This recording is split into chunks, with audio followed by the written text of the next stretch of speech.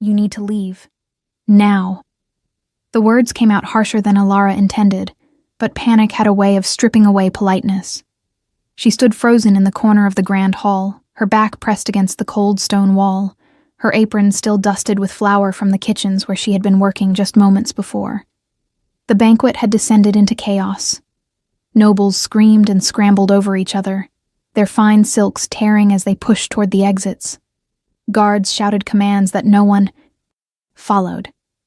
And in the center of it all, circling with predatory grace, was the creature that had turned the celebration into a nightmare. The beast was massive, easily 3 times the size of the largest wolf Alara had ever seen. Its fur was the color of midnight and storm clouds mixed together, rippling with an otherworldly sheen that seemed to absorb the light from the chandeliers above. Its eyes glowed with an ancient amber fire, and when it opened its mouth, rows of teeth longer than daggers gleamed white against black gums. This was no ordinary wolf. This was something from the time before time, from the old stories whispered in the dark when people wanted to frighten children into obedience. This was the firstborn, the original, the beast that King Alpha Theron had brought back from the Shadowlands as proof of his conquest. Except now it was loose, and no one could control it. Alara watched as Commander Marcus tried to approach the creature with a silver chain, speaking in the old tongue that was supposed to compel obedience from any shifter. The beast looked at him with what could only be described as amusement before letting out a roar that shook the crystal glasses still remaining on the tables. Marcus stumbled backward, his face pale, his confidence shattered. The beast took a step toward him, and Alara was certain she was about to witness a death. But then something happened that she could not explain. The beast stopped. Its massive head swiveled, nostrils flaring as it scented the air. And then those ancient amber eyes locked directly onto her. Alara felt her breath catch in her throat. Every instinct screamed at her to run, to move, to do anything except stand there like a rabbit caught in a trap. But her legs would not obey. Her body had turned to stone. The beast began to move toward her, each step deliberate and heavy, causing the marble floor to vibrate beneath her feet. The remaining people in the hall pressed themselves against the far walls, watching in horrified fascination. Alara heard someone whisper a prayer to the moon goddess. She heard another person sob. And then the beast was directly in front of her, so close that she could feel the heat radiating from its body, could smell the wild scent of pine and earth and something older than memory. She waited for the pain. She waited for the end. Instead, the impossible happened. The beast lowered its massive head. Slowly, deliberately, it bent its neck until its forehead nearly touched the ground at her feet. The gesture was unmistakable. Submission, recognition, reverence. The silence that followed was absolute. Even the crackling of the torches seemed to quiet in the face of what everyone had just witnessed. Alara stared down at the creature bowing before her, her mind struggling to process what was happening. This beast did not bow. According to everything she had heard since it arrived at the palace 3 days ago, this creature bowed to no one, not even King Theron himself, who had captured it through ancient magic and binding rituals. Yet here it was, offering her the posture of complete submission. Impossible. The voice cut through the silence like a blade. Alara looked up to see King Theron himself striding across the hall, his presence commanding immediate attention despite the chaos. He was tall, powerfully built, with dark hair that fell to his shoulders, and eyes the color of winter ice. He wore his authority like a second skin, and even now, with his banquet destroyed and his prize beast acting against all logic, he moved with absolute confidence. He stopped several feet away, studying the scene before him with an intensity that made Alara want to shrink further into the wall. "What is your name?" His question was directed at her, his tone neither kind nor cruel, simply demanding an answer. "Ilara, Your Majesty." Her voice came out smaller than she intended. She hated how weak she sounded, but in the presence of the Alpha King himself, with an ancient beast bowing at her feet, weakness felt like the only honest response. "Ilara, He repeated her name as if testing how it felt in his mouth. "And what are you, Ilara? What pack do you belong to?" She swallowed hard. This was the question she had dreaded her entire life, the question that always reduced her to nothing in the eyes of other wolves. "I am packless, Your Majesty. I work in the kitchens. I have no wolf." The confession hung in the air like an indictment.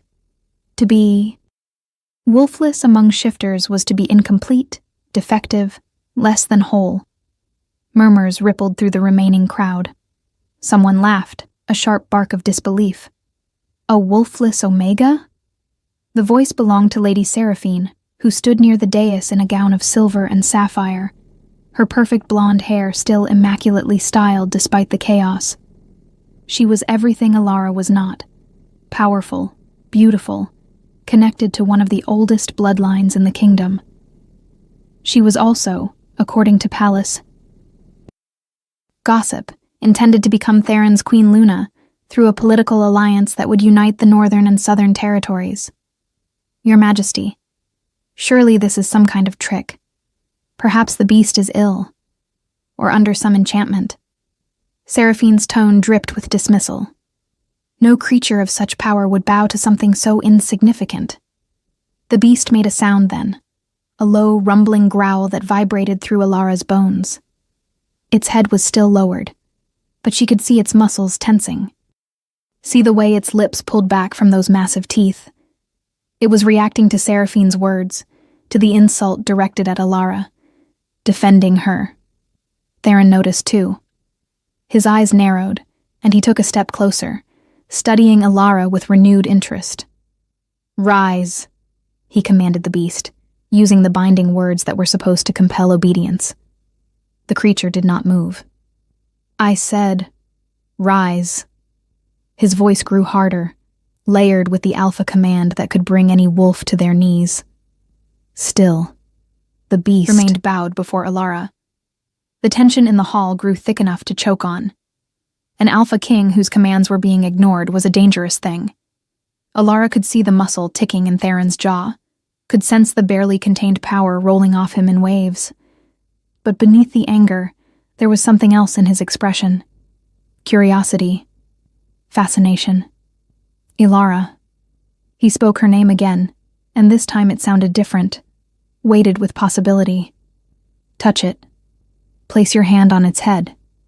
"Your Majesty, I do not think that is wise." The words came from an elderly man in formal robes, who Ilara recognized as Elder Cassius, one of the king's advisors. The beast could take her hand off, or worse. She is just a kitchen worker, not worth the risk. "I will determine what is worth the risk in my own kingdom, Elder." Theron's tone left no room for argument. He looked back at Ilara, and something in his gaze sent a shiver down her spine that had nothing to do with fear. "Do it. Touch the beast." Ilara's hand trembled as she slowly reached forward. Every rational part of her brain screamed that this was insane, that she was about to lose her hand or her life or both. But something deeper, something she could not name, urged her forward. Her fingers connected with the thick fur between the beast's ears. The moment her skin made contact, the world exploded into sensation. Heat rushed through her body like wildfire, starting at her fingertips and racing along her arm, through her chest, down to her very core. Images flashed through her mind. Ancient forests untouched by time, ceremonies under full moons, voices chanting in languages that no longer existed, and power. So much power that it felt like drowning in an ocean of pure energy. She gasped, her knees buckling, but before she could fall, strong arms caught her. Theron had moved with inhuman speed, and now he held her against his chest, his own breath coming faster than it should. "What did you see?" His voice was low, urgent, spoken directly into her ear. "I saw everything," she whispered, still reeling from the visions. "I saw the beginning." The beast finally moved, raising its head and making a sound that was almost like a purr, a deep rumbling that seemed pleased. It looked between Ilara and Theron, with what could only be described as approval. And then it did something even more shocking. It pressed its massive body against both of them, as if trying to push them closer together. Extraordinary. Theron's arms were still around Alara, and she became acutely aware of his scent. Pine and leather, and something wild that called to a part of her she had not known existed. Her heart hammered in her chest, and she felt heat rising to her cheeks. This was the Alpha King. She should not be in his arms. She should not be feeling this pull toward him, this inexplicable sense of rightness. Your Majesty, please. Seraphine's voice had lost its polished edge, now carrying a sharp note of something that sounded almost like fear. This display is unseemly. The girl should be taken to the dungeons for questioning. Clearly she has used some form of dark magic to bewitch your beast. Theron slowly released Alara, though his hand lingered at her elbow as if reluctant to completely break contact. He turned to face Seraphine, and his expression was carved from ice. What I find unseemly, Lady Seraphine, is your presumption to tell me how to handle affairs in my own palace. Alara will not be going to any dungeon. She will be given chambers in the royal wing. The pronouncement caused an immediate uproar. Nobles who had been cowering against the walls suddenly found their voices, protesting and arguing over each other. Seraphine's face went white, then red, her hands clenching into fists at her sides. Elder Cassius stepped forward, his expression grave. Your Majesty, with all due respect, such an action would be highly irregular. The girl is an Omega, and wolfless at that. To place her in the royal wing suggests a status she does not possess. It would cause confusion about her position, about your intentions. And there is your betrothal to Lady Seraphine to consider. Theron's laugh was cold and sharp. I was unaware that I required permission from my council to determine sleeping arrangements in my own palace. Alara has demonstrated a connection to the firstborn that even I do not possess. Until we understand what that means, she will remain close at hand. That is not a request. That is a command. He looked down at Alara, and some of the hardness left his features. Can you stand? She nodded, not trusting her voice.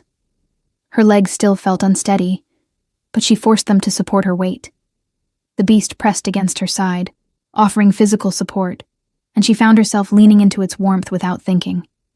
Good. Commander Marcus will escort you to your new chambers. You will have attendants, proper clothing, everything you need. Tomorrow we will begin. Trying to understand what you are. What I am, Alara repeated, confused. Your Majesty, I am nothing. Just a kitchen worker who somehow did not run fast enough. No. Theron reached out and tilted her chin up with one finger, forcing her to meet his eyes. The touch sent sparks across her skin, and she saw his pupils dilate in response. He felt it too, whatever this was. You are not nothing, Alara. The firstborn does not bow to nothing. Ancient magic does not recognize nothing. What you are is a mystery, and I have always been fascinated by mysteries. He stepped back, breaking the contact, and Alara felt the loss of his touch like a physical ache. Take her, he commanded Marcus, who had recovered enough from his earlier fear to step forward. Ensure she has everything she requires, and post guards at her door, for her protection.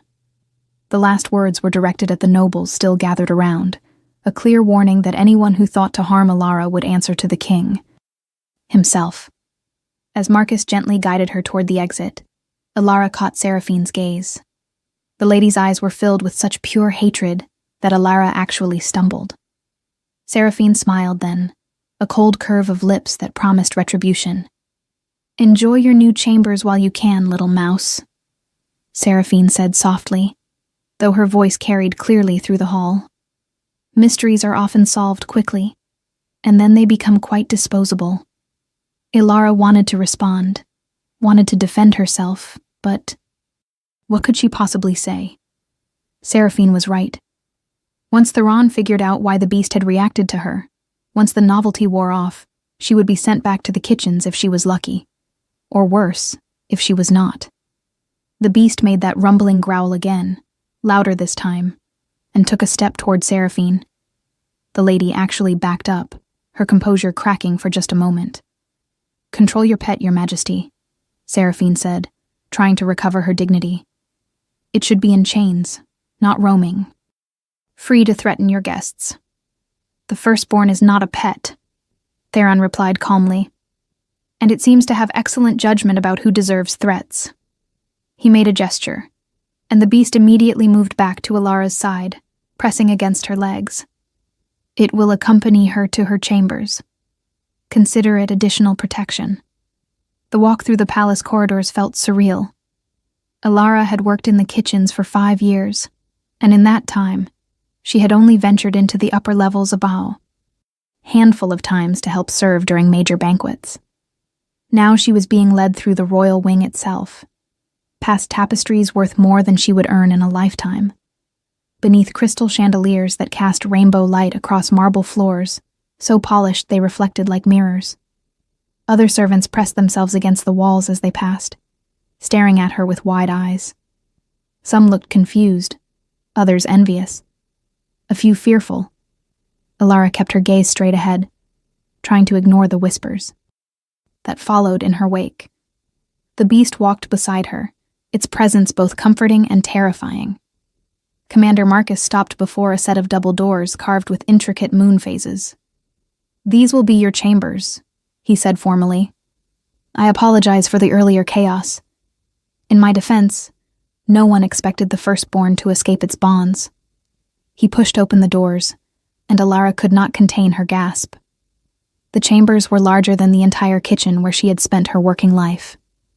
A massive 4-poster bed dominated one wall, its posts carved to look like ancient trees, reaching toward a ceiling painted to resemble a night sky. Thick carpets covered the floors, and a fireplace large enough to stand in blazed with welcoming warmth. Through another doorway, she could see a bathing room with a tub that could fit 3 people. "This cannot be for me," she whispered. "These are too grand. There must be some mistake." Marcus shook his head. The king's orders were clear. These chambers belonged to his late mother, actually. He has not allowed anyone to use them since her passing 5 years ago. The information stunned Alara into silence. The Queen Mother's chambers. Theron had given her his mother's rooms. What did that mean? Marcus seemed to read her confusion. "I cannot explain the king's thinking, girl. I only follow orders. Attendants will arrive shortly to help you bathe and dress. Try to get some rest. Tomorrow will likely be intense." He paused at the door, glancing back at the beast that had made itself comfortable on the carpet near the fireplace. "That creature has killed men twice my size without hesitation. Whatever you did to earn its loyalty, I suggest you figure out how to maintain it. Your life may depend on it." Then he was gone, leaving Alara alone with the beast and a silence so complete she could hear her own heartbeat. She moved slowly to the bed and sat on its edge, her flour-dusted apron looking absurdly out of place against the fine silk coverlet. The beast watched her with those ancient amber eyes, and she found herself speaking to it, as if it could understand. "What am I supposed to do now? I do not understand any of this. Why did you bow to me? I am nobody. I have no power, no wolf, no anything." The beast made a soft chuffing sound and rose to its feet. It crossed the room and placed its massive head in her lap, looking up at her with an expression that was shockingly gentle. Slowly, hesitantly, Alara stroked its fur. It was softer than she expected, and warm, and the beast made that rumbling purr sound again. "You really do not want to hurt me, do you?" she murmured. "But why? What do you see that no one else can?" As if in answer, the beast pulled back, and then did something that made Alara's breath stop. It shimmered. There was no other word for it. Its form rippled like water, and for just a moment, she saw something else. Not the beast, but a figure. Tall, wrapped in shadows and starlight, with eyes that held the weight of ages. A voice echoed in her mind. Neither male nor female, but ancient beyond measure. "We have waited so long for you to wake, daughter of the first guardians. The blood remembers what the flesh forgot. Soon you will remember too. Then the vision was gone, and it was just the beast again, watching her with knowing eyes. Elara felt tears streaming down her face without knowing when she had started crying. "I do not understand," she whispered. "Please, I do not understand." A knock at the door interrupted whatever response the beast might have made. Elara quickly wiped her tears and called out permission to enter. 3 young women came in, all dressed in the neat uniforms of royal attendants. They curtsied to her, actually curtsied, and Elara had to fight the urge to laugh at the absurdity. "Miss Elara, we are here to help you prepare for the evening," the eldest of the 3 said. She had kind eyes and a gentle smile. "I am Marie, and these are Hannah and Rose. We will be your personal attendants from now on." "I do not need personal attendants," Elara protested. "I can take care of myself." "Perhaps," Marie agreed, "but the king has commanded it, and we rather enjoy having employment, so if you would be so kind as to allow us to do our jobs, we would be most grateful." There was a hint of humor in her tone that made Elara relax slightly. She nodded, and the 3 women immediately sprang into action. They filled the enormous bathing tub with steaming water scented with oils that smelled of lavender, and something else, something that reminded Elara of moonlight, though she could not explain how a scent could do that. They helped her undress, their gasps at her thin frame and calloused hands carefully suppressed but not completely hidden. The water was almost painfully hot, but in a good way. Elara sank into it and felt 5 years of kitchen labor begin to ease from her muscles. Hannah washed her hair with a gentleness that made Elara want to weep. When was the last time anyone had touched her with kindness? Rose scrubbed her hands and feet, carefully cleaning the flour from beneath her nails and the burns from hot pans that marked her forearms. "You have worked hard," Rose observed quietly. "These are the hands of someone who understands what it means to survive." If you are enjoying this story, do not forget to leave a like and subscribe to the channel for more emotional stories like this one. Elara did not respond. She could not find words that would adequately express what she was feeling. Gratitude, confusion, fear, hope.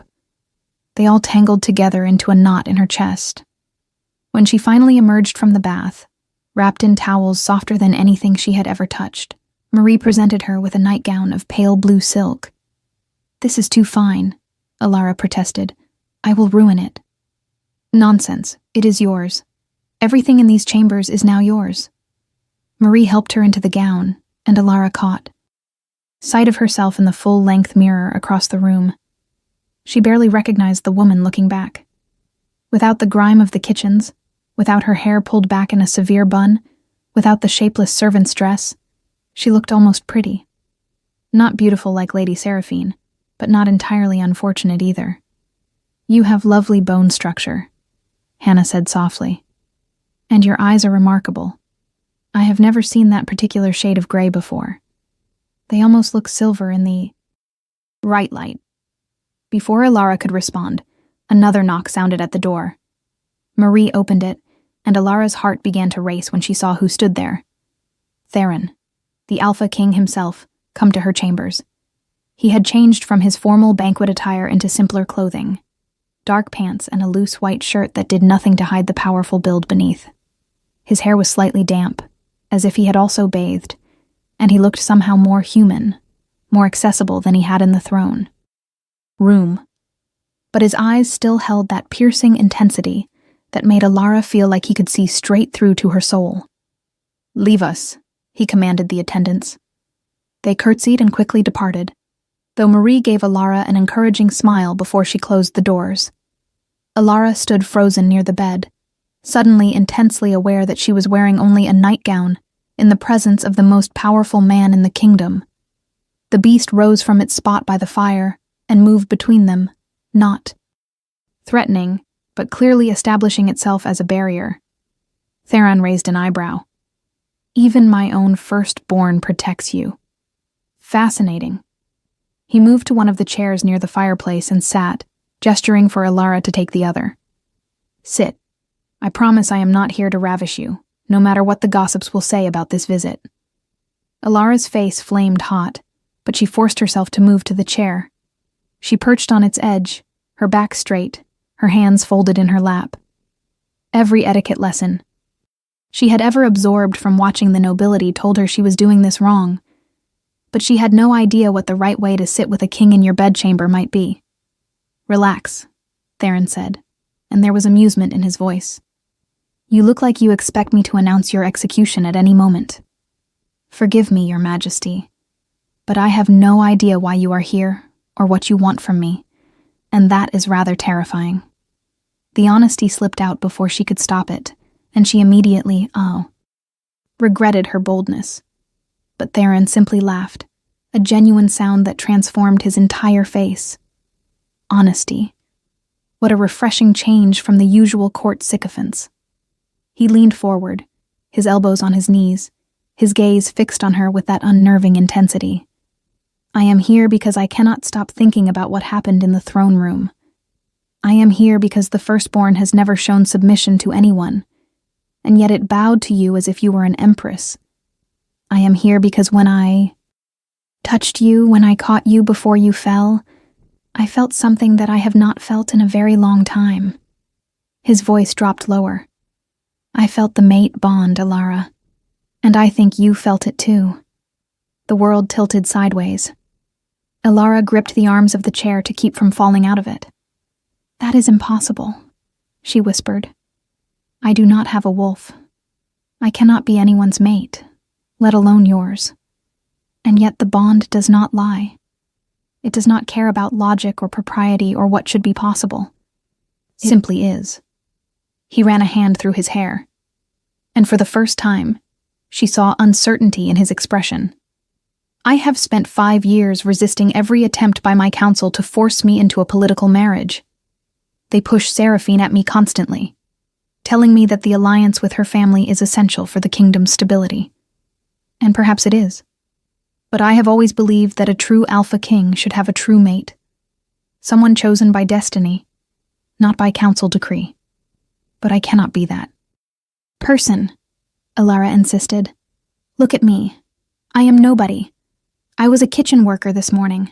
I have no training, no education, no understanding of politics or court life. I would be a disaster as a queen. Would you? Or is that simply what you have been told your entire life, that you are not good enough, not worthy enough, not enough?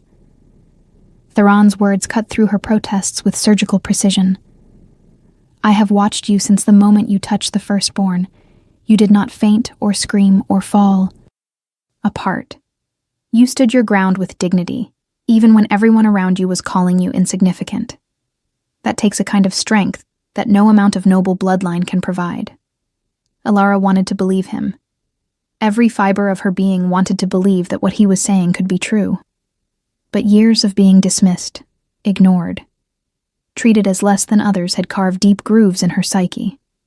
Your council will never accept me. Lady Seraphine will destroy me the first chance she gets. And, without a wolf, I cannot even defend myself properly. Then we will have to figure out why you do not have a wolf, will we not?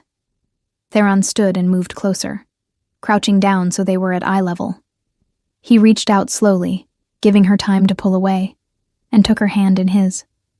The contact sent that now familiar spark racing up her arm, and she saw his eyes flash with gold, his wolf rising in response. I felt something when you touched the firstborn. When I caught you, there was a transfer. Of energy. Of visions. What did you see, Alara? Tell me everything. She took a shaky breath and tried to put the chaotic images into words. I saw forests that looked older than time. I saw ceremonies under the moon with people who did not look quite human. I heard chanting in languages I do not know. And I felt power, so much power that it was overwhelming. It felt like drowning and flying at the same time. Theron's grip on her hand tightened. The old magic. The first magic, from before the great dividing when we split into separate species. Ilara, what you are describing sounds like the guardian ceremonies. Guardian ceremonies? The first protectors of the shifter races. According to legend, they were chosen by the moon goddess herself to maintain balance between the human world and the supernatural. They had abilities that went beyond simple shifting. They could speak to all animals, could heal with a touch, could commune directly with the divine. But the bloodlines were thought to have died out 1,000 years ago. He studied her face as if seeing her for the first time. Unless they did not die out. Unless they simply went dormant, waiting for the right moment to resurface. That is impossible, Ilara said again, but this time her voice held less certainty. If I had any kind of special bloodline, someone would have known. My parents would have told me. Would they? Or did they die before they could? Theron's question was gentle but struck like a blow. You said you were an orphan. How old were you when you lost your family? 5. There was a fire. I barely remember them. The old grief rose up, surprising her with its strength after so many years. I remember my mother's voice singing lullabies. I remember my father's hands lifting me up to see the stars. But their faces are blurry now. And I never knew where we came from before we arrived at the pack that took me in after the fire. A fire. Theron's voice went hard. Ilara, guardian. Families were systematically hunted during the last Great War. Those with the old blood were seen as threats by the new regimes. Many were killed. Their children scattered to prevent the bloodlines from continuing. If your parents knew what you were, they might have hidden it to protect you. The implications crashed over Ilara like a wave.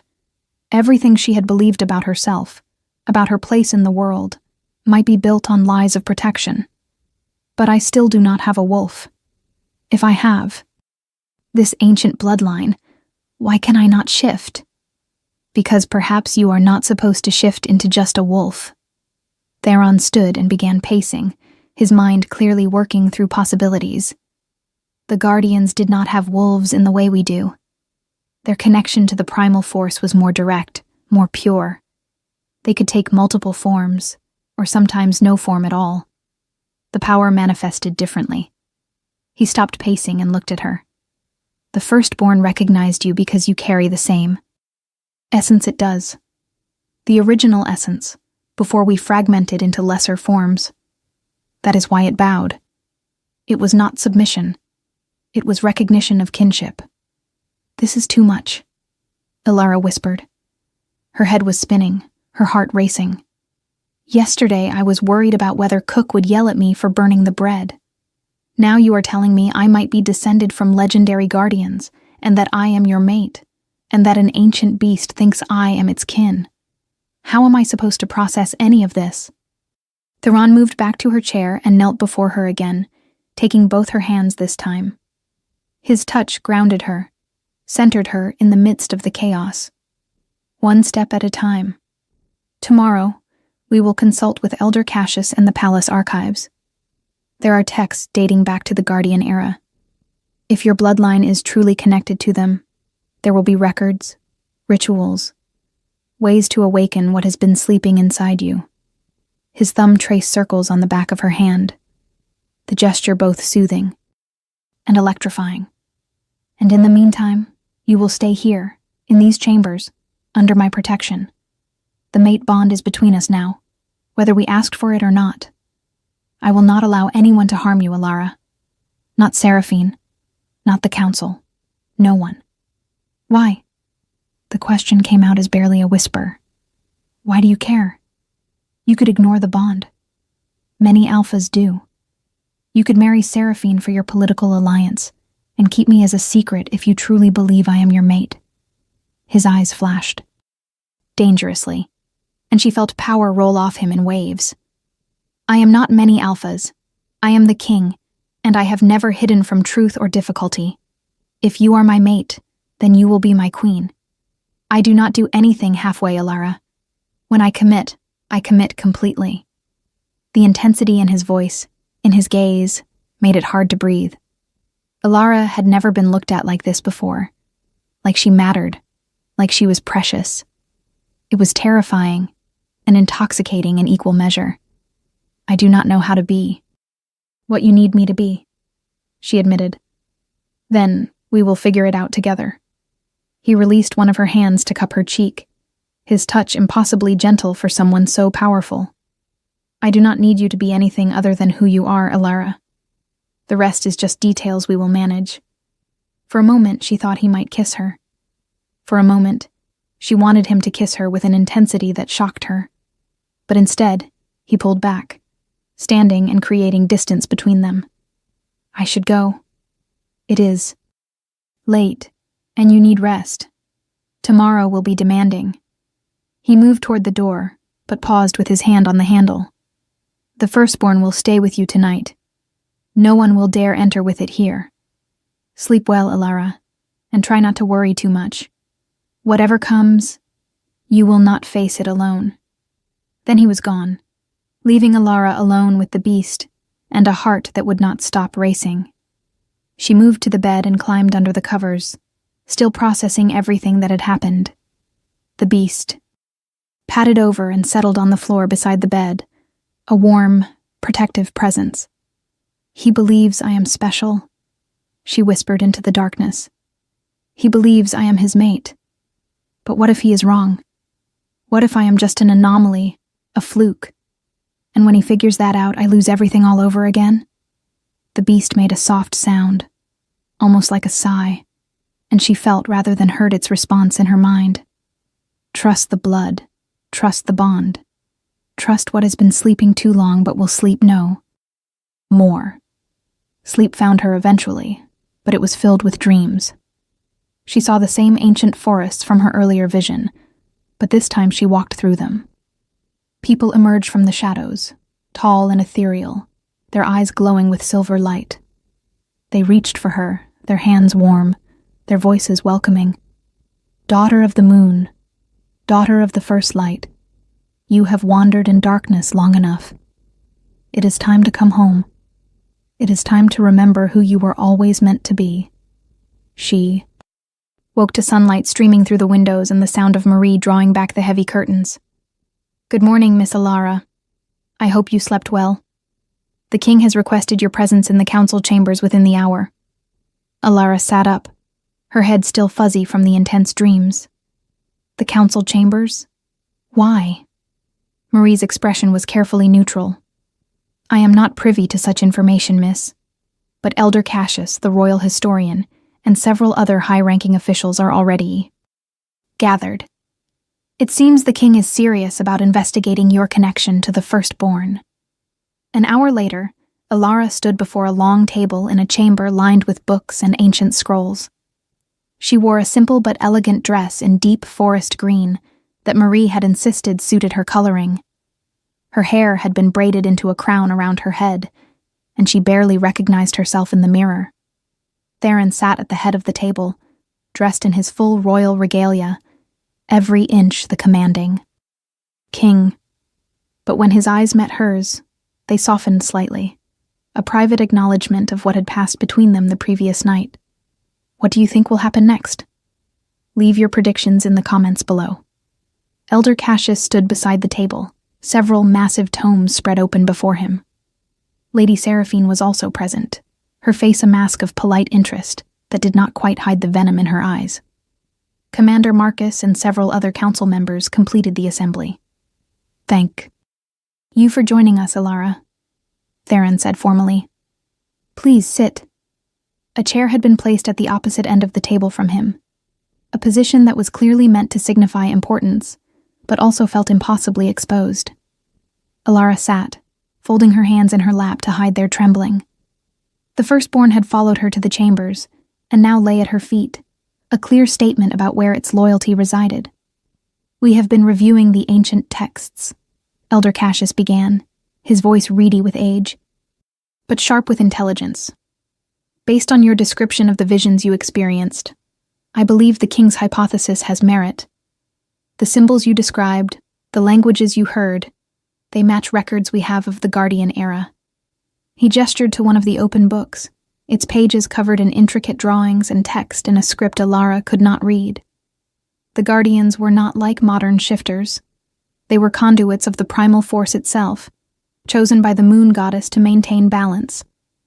Each bloodline had specific gifts. Some could heal any wound. Others could communicate with all living things. And the rarest, the royal line, could command the primal beasts, the original creatures from which all shifter species descended. The firstborn is one of these primal beasts, Theron added, taking up the explanation. When I found it in the Shadowlands, it was sleeping in stasis, frozen in time by ancient magic. I used a combination of blood rituals and binding spells to wake it and bring it back. But I have never been able to fully control it. At best, I can suggest actions, and it chooses whether to comply. Seraphine laughed, a brittle sound. Your Majesty, with all due respect, you are suggesting that this kitchen girl is descended from a line of royal guardians? It is absurd. If she had such power, it would have manifested by now. She would not have spent years scrubbing pots and baking bread. Unless her power was deliberately suppressed, Elder Cassius said quietly. There are references in the texts to binding rituals that could lock away guardian abilities, usually performed on children to keep them hidden from those who would hunt them. The bindings were meant to break naturally when the child reached maturity and safety, but if the parents died before teaching the child how to release them, they could remain in place indefinitely. He looked at Alara with something like pity. If your parents performed such a ritual before their deaths, you have been living with your true nature locked away inside you for 20 years. No wonder you have felt incomplete, like something essential was missing. The words resonated with a truth that Alara could not deny. She had always felt that way, like she was only half present in her own life, like some crucial part of herself was sleeping, and she could not wake it no matter how hard she tried. How do we break the binding? Theron asked, leaning forward with intensity. Elder Cassius hesitated. That is where it becomes complicated. Guardian bindings were designed to be nearly unbreakable except by specific conditions. Usually, true danger to the person's life, or... He paused, clearly uncomfortable. Or the completion of a mate bond. The theory was that a guardian's true mate would provide enough power and support to safely break through the binding and allow the guardian's nature to emerge. The silence that followed was deafening. Every eye in the room turned to look between Theron and Alara. Seraphine's face had gone white, then red, her composure finally cracking completely. No, she said flatly. Absolutely not. Your Majesty, you cannot possibly be considering completing a mate bond with this girl. Our betrothal has been arranged for 2 years. My family has provided troops, resources, political support. You would throw all of that away for an Omega who might possibly maybe have some ancient bloodline. It is political suicide. Your family has been well compensated for. Their support, Theron replied, his voice cold. And I do not recall ever agreeing to the betrothal. That was my council's arrangement, not mine. I have been clear from the beginning that I would only marry my true mate. And you believe she is your true mate based on what? A feeling? The fact that your beast likes her? Seraphine's voice rose, losing all pretense of courtesy. I am a royal alpha. I have trained my entire life to be a queen. She has trained to make soup. Enough. Theron's command cracked through the room like thunder. Power rolled off him in visible waves, and even Seraphine stepped back, her alpha pride forcing her to submit to his stronger will. You forget yourself, Lady Seraphine.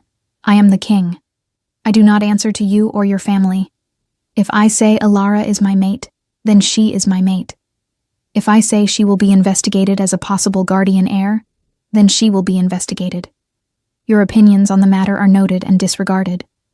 He stood, moving around the table until he stood beside Alara's chair. I can feel the mate bond as clearly as I feel my own heartbeat. It is real, it is powerful, and it will not be denied. He looked down at Alara, and his expression softened. The question is not whether she is my mate, The question is whether she is ready to accept what that means. Alara felt trapped between terror and hope. Everything was moving so fast. Yesterday, she had been invisible. Today, the king was declaring her his mate in front of his entire council. "I need time," she whispered. "I need to understand what I am before I can understand what I am supposed to be to you." "Then time is what you will have," Theron agreed. "But not too much. The full moon is 3 days away.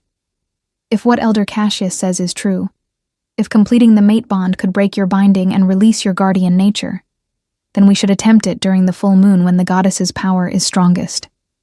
3 days, Alara repeated numbly. "You want me to decide my entire future in 3 days. I want you to decide if you are willing to try to become who you were always meant to be," Theron corrected. "The future will shape itself once you are whole." Before Alara could respond, the doors to the chamber burst open. A guard stumbled in, his face pale, blood streaming from a wound on his shoulder. "Your Majesty, we are under attack. The northern borders, creatures are pouring through. Not rogues, something else, something old." Theron was moving before the guard finished speaking. "Commander Marcus, assemble the troops. Elder Cassius, take Alara somewhere safe. Lady Seraphine, you should return to your family's estate until this is resolved." "I will not hide while my kingdom is under attack," Seraphine protested. "You are not essential personnel in this crisis," Theron replied bluntly. "Go home." He paused at the door, looking back at Alara. "Stay safe. I will return as soon as I can. The firstborn will protect you." Then he was gone, and chaos erupted. Elder Cassius tried to guide Alara out of the chamber, but she found her feet would not move. Something was wrong. She could feel it, a pulling sensation in her chest, a certainty that she could not explain. The firstborn suddenly stood, its hackles raised, looking toward the northern windows. It made a sound, a high keening that raised every hair on Alara's body. And then she felt it. A presence, dark and hungry, and impossibly ancient. It was searching for something. It was searching for her. "They are coming for me," she said aloud, the knowledge absolute. "Whatever is attacking, they are coming for me." Elder Cassius grabbed her arm. "Then we need to get you to the safe rooms immediately." But before they could move, the windows exploded inward. Glass rained down like deadly snow, and through the opening came creatures that looked like shadows given form.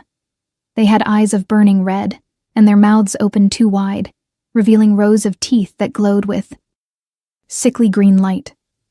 The firstborn roared and launched itself at the creatures, its massive jaws closing around one and shaking it like a rag doll. But there were too many. They kept coming, pouring through the broken windows, their focus entirely on Alara. Guards rushed in, engaging the creatures with swords and claws, but their weapons seemed to pass through the shadow forms, without causing real damage.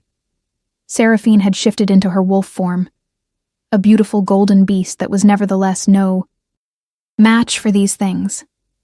Elder Cassius pushed Alara behind him, chanting in the old tongue, and a barrier of light formed around them. But Alara could see it flickering, weakening under the assault. One of the creatures broke through. It moved with impossible speed, reaching for Alara with hands that ended in claws of pure darkness. She did not think. She just reacted. Her hand came up, and the word that came from her mouth was not one she knew, was not one she had ever learned. It was a word from the dreams, from the visions, from the blood that sang in her veins. Power exploded outward. The creature disintegrated, simply ceased to exist as if it had never been. The light that came from Alara's hand was silver and pure, and where it touched the shadow creatures, they screamed and dissolved. She could not stop it. The power kept coming, pouring out of her in waves, and she felt something inside her breaking, shattering, releasing. The binding. The ritual that had locked away her true. Nature was crumbling under the force of her terror and her desperate need to protect those around her. Memories flooded her mind. Not memories from this life, but from the blood, from the ancestors who had lived and died before she was born. She saw the first ceremony, the moon goddess herself placing her hands on the heads of the chosen ones. She felt the weight of responsibility, the sacred duty to protect the balance.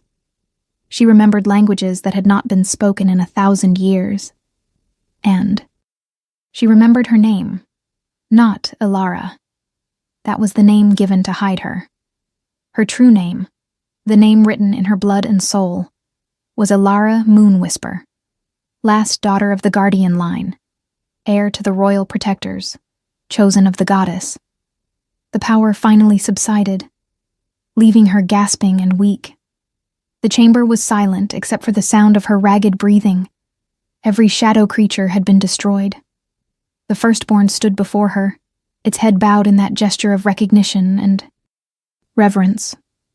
Elder Cassius stared at her with wide eyes, his face a mixture of awe and fear. "Impossible," he whispered. The royal guardian line was wiped out. Every member was accounted for. Almost every member, Elara corrected, and her voice sounded different even to her own ears, layered with power and authority that had not been there before. My parents hid me. They gave me a false name, bound my power, and placed me where no one would think to look. Among the common wolves, invisible and overlooked, they died to keep the secret. She looked down at her hands, which still glowed faintly with silver light. But the binding was not meant to break this way. It was supposed to be gentle, controlled, with guidance. Instead, it shattered. And now I can feel everything. Every life in this palace, every heartbeat, every breath. It is overwhelming. Seraphine had shifted back to her human form, her face pale. "This changes nothing," she said, but her voice lacked conviction. "Guardian. Bloodline or not, you are still untrained, still unprepared to be queen." "You are right," Elara agreed, surprising everyone. "I am unprepared. I do not know how to control this power. I do not know the rituals or the responsibilities. I am exactly as much of a disaster as you predicted." She took a shaky breath. "But I am also the king's true mate. And I am the only person in this kingdom who can command the firstborn. And I apparently can destroy shadow creatures that your trained warriors could not touch. So perhaps being prepared is overrated." The sound of running footsteps announced Theron's return. He burst through the damaged doors, his eyes wild, his power crackling around him. "Elara," he breathed, crossing the room in 3 strides. "I felt it. I felt your power wake. Are you hurt?" "I am fine. Confused, exhausted, glowing slightly, but fine." She tried for a smile and almost managed it. The binding broke. "I think I might be a guardian after all." His hands came up to cup her face, and his touch was an anchor in the chaos. "I felt your terror through the bond. I felt the moment your power erupted. It took everything I had not to abandon the fight and come to you immediately. You stayed where you were needed. That was the right choice." She leaned into his touch, drawing strength from his presence. "What attacked us? What were those things? Ancient magic. Old grudges given form. My presence at the borders drew them away from the palace, which was their real target." His eyes hardened. "Someone knew you were here. Someone knew what you might be, and sent those creatures to kill you before your power could fully wake. Who would do that? Someone who has reason to fear a guardian's return." Theron looked at Elder Cassius. "I need every text we have on the old enemies of the Guardian lines. Someone has been planning this for a long time." "Your Majesty," Elder Cassius said carefully, "if Elara truly is the last royal guardian, if her bloodline is authentic, then her very existence rewrites the power structure of our entire world. There will be many who see her as a threat. The councils of all the territories, the other Alpha Kings, even some within our own court. Then they will have to learn to accept a new reality." Theron replied flatly. He pulled Elara closer, his arms wrapping around her in a protective embrace that felt like coming home. Because I am not giving her up. Not for politics, not for power, not for anything. If you want to see how this story ends, make sure you are subscribed with notifications on. Seraphine made a strangled sound and fled the room, her dignity finally completely shattered. Alara would have felt sorry for her if she had any emotional energy left to spare. "What happens now?" she asked against Theron's chest, her voice muffled by his shirt. "Now we prepare for the full moon ceremony. Your binding broke, but your power is raw, uncontrolled. The mate bond will help stabilize it, will help you learn to channel it properly. And it will also make the formal declaration that you are my chosen queen, which should discourage at least some of the assassination attempts." His attempt at humor fell flat, but she appreciated the effort. "And if I cannot control the power? If it destroys me or someone else? Then I will be there to pull you back. That is what mates do, Alara. We balance each other. My strength helps ground your power. Your light helps temper my darkness. Together we become something greater than either of us alone." He pulled back enough to look into her eyes. "I know this is fast. I know it is terrifying. But I also know it is right. I have never been more certain of anything in my life." Alara wanted to argue. Every rational part of her brain screamed that this was too much, too fast, too impossible. But the mate bond hummed between them, and the newly awakened guardian instincts whispered that he was telling the truth. They were meant for this, meant for each other, meant to face whatever came together. 3 days, she said quietly. "I need these 3 days to learn what I can, to understand my power, to prepare. And then on the full moon, I will complete the bond with you. Not because I am forced to, not because I have no other choice, but because I want to. Because you are right. This is bigger than both of us. And we face it together, or we fail separately." Theron's smile was brilliant, transforming his usually stern features into something almost boyish. "Then we have 3 days to make you ready to become the most powerful queen this kingdom has ever seen." He kissed her forehead, a gentle brush of lips that still sent heat racing through her entire body. "Come, let us find you a proper teacher. Elder Cassius knows the rituals, but we will need someone with practical experience in controlling ancient power." The next 3 days passed in a blur of activity. Alara spent hours in the archives, studying texts written in languages that her newly awakened blood allowed her to read. She practiced channeling her power under Elder Cassius's guidance, learning to call the silver light at will and to direct it with precision. The firstborn never left her side, and she discovered that she could feel its thoughts, could communicate with it on a level that went beyond words. Its name, she learned, was Kairos, which meant the supreme moment in the old tongue. It had been waiting for a guardian to wake, had been sleeping in the Shadowlands precisely because it knew that eventually one of the bloodline would come seeking power and would accidentally wake it. "You orchestrated this," she accused it during one of their practice sessions. "You allowed Theron to find you, to wake you, to bring you here because you knew I was here." The beast, Kairos, did not deny it. The blood calls to blood. The guardian line was meant to be protected by the firstborn. When you were hidden, when your power was bound, I went dormant as well. But when the Alpha King came seeking ancient power, I felt you nearby. I allowed myself to be found so that I could find you.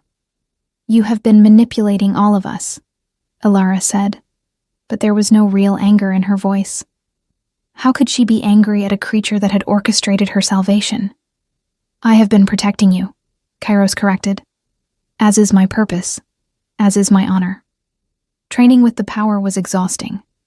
Alara discovered that she could heal minor wounds with a touch, could sense the emotional states of those around her, could create barriers of light that were strong enough to withstand a full Alpha's assault.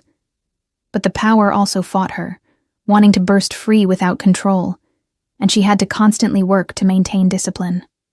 Theron visited her each evening, spending time simply talking, helping her relax after the intensive training. He told her about his childhood, about the pressure of being raised to be king, about his mother who had died when he was 20, and left a hole in his life that had never fully healed. "She would have liked you," he said one evening as they sat in Alara's chambers, watching the fire. "She always said that true strength came from surviving impossible circumstances with grace intact. You embody that." "I do not feel graceful," Alara admitted. "I feel like I am barely holding myself together." That is the definition of grace under pressure. He reached over and took her hand, the now familiar spark of the mate bond arcing between them. "Tomorrow is the full moon. Tomorrow, everything changes. Are you ready?" "No," she answered honestly. "But I am willing. And maybe that is enough." The ceremony was to be held in the ancient temple at the heart of the palace grounds. It was a structure that dated back to the Guardian era, built of white stone that seemed to glow under moonlight. As the sun set on the third day, Alara found herself being prepared by Marie and the other attendants. They dressed her in a gown of pure, white silk that seemed to shimmer with its own light. It was sleeveless, leaving her arms bare, and the back dipped low, traditional for a claiming ceremony. Her hair was left loose, cascading down her back in waves that the attendants had somehow coaxed into perfection. Around her throat, they placed a collar of silver ancient guardian symbols etched into the metal. "You look like a goddess," Marie whispered, tears in her eyes. "Miss Alara, I have served in this palace for 10 years, and I have never seen anything like this. You are going to be magnificent." "Or a magnificent disaster," Alara replied, but she smiled to show she was teasing. Her hands shook as she looked at herself in the mirror. This was really happening. In less than an hour, she would be bound to Theron, would become his mate and his queen, would take on responsibilities she barely understood. Alara. Elder Cassius stood in the doorway, his formal robes making him look even more ancient than usual. "It is time. The king awaits at the temple." The walk through the palace was surreal. Guards lined the corridors, their fists over their hearts in salute. Servants stopped their work to bow as she passed. News of what she was, of what she might become, had spread through the palace like wildfire. Some looked at her with hope, others with fear, a few with barely concealed hostility. She could feel all of it now, the emotions of those around her crashing against her newly awakened senses like waves. But she kept her head high, kept moving forward. Kairos walked beside her, a massive guardian that no one dared approach. The temple was already filled with witnesses. The council members, high-ranking nobles, military commanders, all those whose presence was required by tradition. And standing at the altar, dressed in ceremonial robes of black and silver, was Theron. He took her breath away. He had always been handsome, but in this moment, with the rising moon casting silver light through the temple, windows? He looked almost otherworldly. His eyes found hers across the distance, and she felt the mate bond surge with recognition and need. Elder Cassius led her down the central aisle. She was distantly aware of the whispers, the shocked gasps as people got their first real look at her in her guardian regalia. But all that mattered was Theron, waiting for her, his expression a mixture of reverence and barely controlled desire. When she reached the altar, Elder Cassius placed her hand in Theron's and stepped back. "We gather under the full moon to witness a sacred bond," the elder intoned, his voice carrying through the temple. "A bond not just between two individuals, but between two souls chosen by the moon goddess herself to walk together through whatever trials await." Theron's hand tightened on hers, warm and solid and real. In the old ways, before politics corrupted our rituals, a mating ceremony was a simple thing. Two people, the moon, a choice to bind their lives together. Tonight, we return to that simplicity. Tonight, we honor the old ways. He gestured to the open roof of the temple, where the full moon was just beginning to rise, huge and luminous. "Alpha King Theron, do you claim this woman as your true mate? recognizing her as your equal, your partner, your chosen one.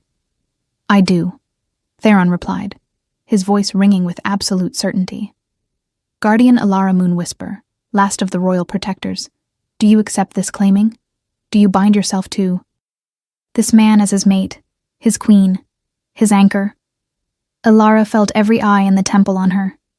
This was the moment, the last chance to turn back, to refuse, to choose safety over destiny. She thought of the kitchen where she had hidden for 5 years. She thought of all the times she had been invisible, insignificant, nothing.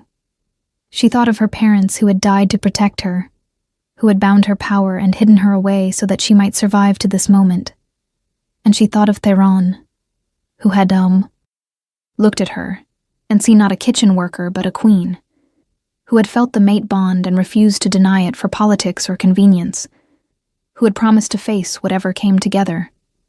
"I accept," she said clearly. "I claim him as mine, even as he claims me. I bind my life to his, my power to his strength, my destiny to his." The moment the words left her lips, the world exploded into sensation. The mate bond, which had been humming quietly between them for days, suddenly blazed into full life. It was not gentle. It was overwhelming, all-consuming. A connection so deep that Alara could not tell where she ended and Theron began. She felt his love, his fierce protectiveness, his absolute commitment. She felt his wolf recognizing her on every level. And beneath it all, she felt his relief that she had not refused him, that she had chosen this path willingly. "The bond is accepted," Elder Cassius announced. "By the power vested in me by the moon goddess and the ancient laws, I declare." These two mated before all witnesses. "What has been joined, let no one sunder."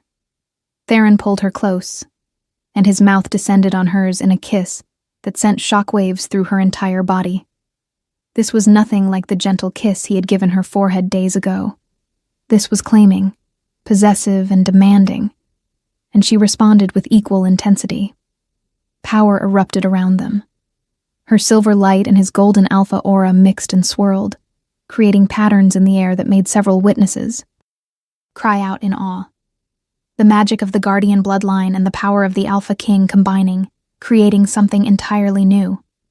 When they finally broke apart, both breathing hard, Alara realized she was crying.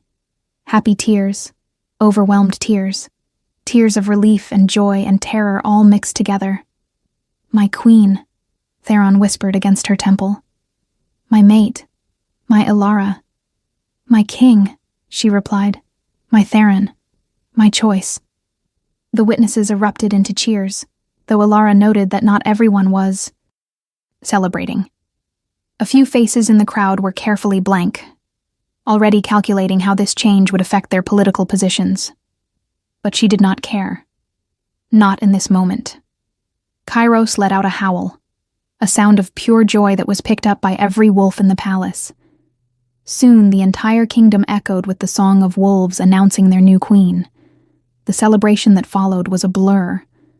Alara was introduced to what felt like hundreds of people, their names and faces blending together.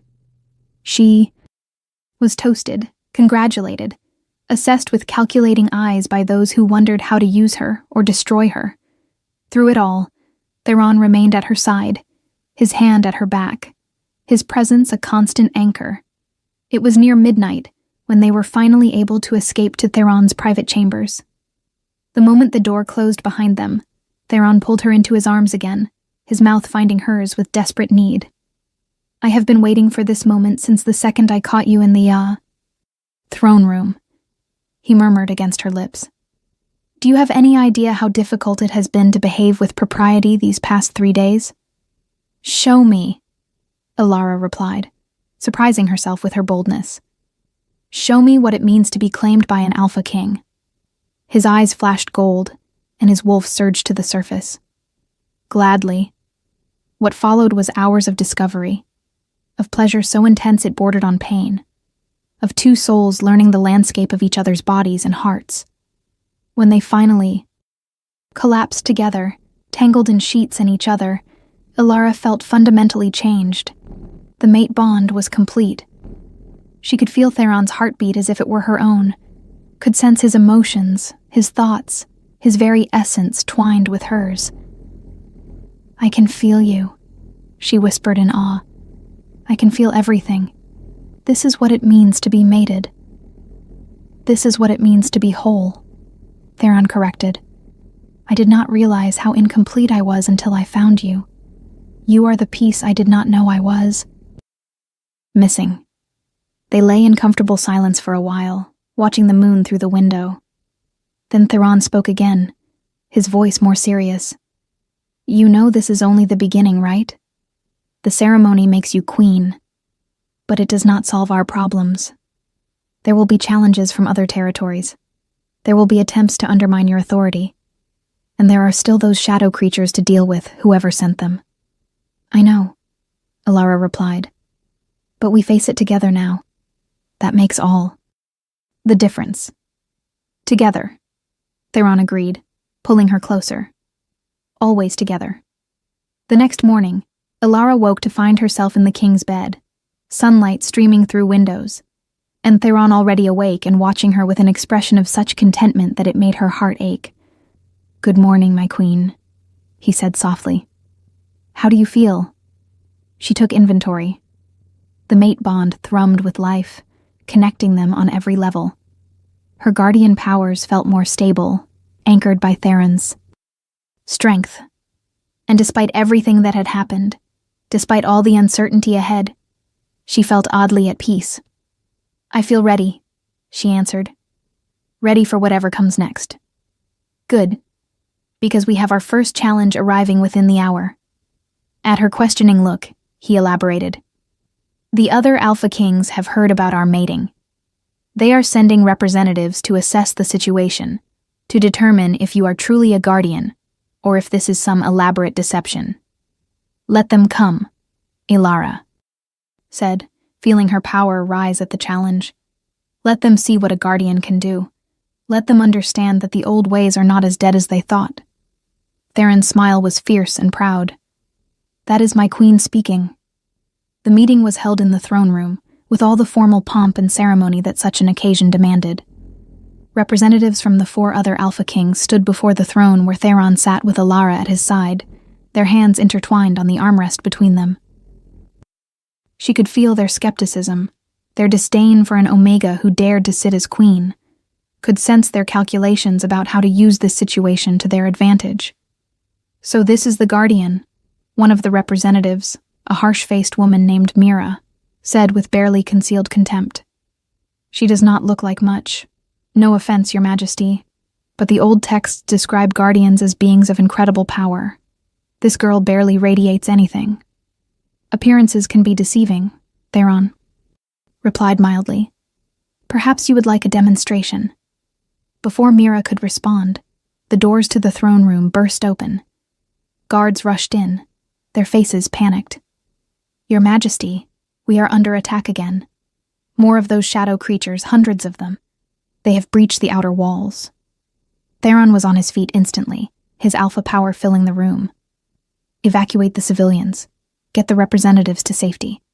Commander Marcus, with me." "No," Alara said clearly, standing as well. "This is exactly what we needed. A demonstration." She walked down from the dais, feeling all eyes on her.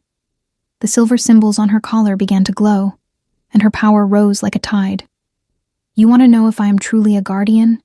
Then watch, learn, and remember this moment when you report back to your kings." She strode toward the doors, and Kairos materialized from the shadows to walk beside her. The representatives, despite their fear, followed, unable to resist witnessing what would happen. The outer courtyard was chaos. Shadow creatures poured through breaks in the walls, their red eyes blazing, their distorted forms spreading corruption wherever they touched. Guards fought valiantly, but were being overwhelmed. Alara stopped at the top of the courtyard steps and raised her hands. The words that came from her mouth were in the old tongue, the language of the first guardians, and they resonated with power that shook the very stones of the palace. light exploded from her in a nova of silver radiance. It swept across the courtyard like a cleansing fire, and where it touched the shadow creatures, they simply ceased to exist. Not destroyed, not defeated, but unmade, returned to the nothingness from which they had been called. In less than a minute, every shadow creature was gone. The courtyard was silent, except for the heavy breathing of the guards and the soft sound of Alara's power slowly receding. She turned to face the representatives, who stood frozen in shock and awe. "Any questions about my legitimacy?" she asked calmly. "Or would you like another demonstration?" Mira dropped to one knee, her head bowed. "Guardian Alara, please forgive my earlier disrespect. I did not understand. None of us understood." One by one, the other representatives also knelt. Not to Theron, though he was their superior in rank. They knelt to Alara, recognizing the return of a power that transcended even the authority of Alpha Kings. Theron moved to stand beside her, his hand finding hers. "Let it be known across all territories," he announced. "The Guardian line has returned. Queen Alara Moonwhisper, my mate and the kingdom's protector, stands as proof that the old ways are not lost. And any who threaten this kingdom, any who threaten my queen, will face the combined might of an Alpha King and a Royal Guardian. We are stronger together than any enemy can imagine. If this story touched your heart, share it with someone who loves epic romance. Tell me in the comments, did you see this ending coming?" Alara felt the weight of responsibility settle on her shoulders, but it did not feel crushing. With Theron beside her, with the mate bond strengthening them both, with her power finally awakened and her purpose clear, she felt capable of facing whatever challenges awaited. "Rise," she commanded the representatives gently. "Return to your kings and tell them the truth. Tell them that the Guardians have returned to protect the balance, not to threaten anyone's power. Tell them that I seek cooperation, not conquest. But also tell them that I will protect what is mine with every ounce of power I possess." As the representatives departed, as the guards began repairs on the walls, as normal life slowly resumed, Alara leaned against Theron and allowed herself a moment of quiet satisfaction. "We did it," she whispered. "We actually did it." "You did it," he corrected. "You went from invisible to legendary in less than a week. I merely had the good sense to recognize your worth when everyone else was blind. You gave me the chance to become who I was meant to be. That is no small thing." She looked up at him, love and gratitude shining in her eyes. "Thank you for seeing me. Thank you for choosing me. I will choose you every day for the rest of our lives," Theron promised. "That is what mates do. That is what we do." In the weeks that followed, Alara settled into her role as queen. It was not easy. There were nobles who resented her. Rise. There were political complications with the other territories. There were endless ceremonies and protocols to learn. But she faced each challenge with growing confidence, her guardian powers developing under Elder Cassius's patient tutelage. She discovered that she could sense imbalances in the natural order, could feel when dark magic was being used anywhere in the kingdom. She could heal not just physical wounds, but spiritual ones, helping shifters who had been damaged by trauma or dark magic to find wholeness again. And she could command not just Kairos, but any creature of the primal force, the ancient beings that existed before the world was divided into mundane and magical. Theron proved to be not just a mate, but a true partner. He consulted her on policy decisions, valued her input even when it contradicted his own thoughts, and never once treated her as less than his equal, despite her lack of formal training. Together, they began to reshape the kingdom.